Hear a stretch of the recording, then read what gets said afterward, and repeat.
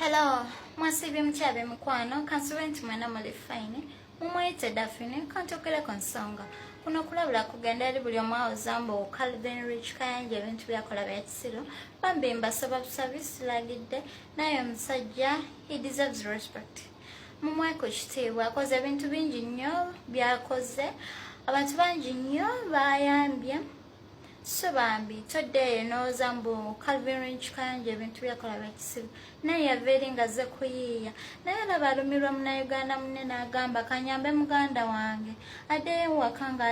ngali safe naye gwe noddeyo ng'oza Calvin Rich Kayanja ebintu byakola byaki ye gwawoze ebi wali yambyeko abantu bameka wanyuzizaako abantu bameka waka so bambi if among them weddeko mwebala kumpuliriza mukama waffe Yesu Kristo abankumire mwelaba.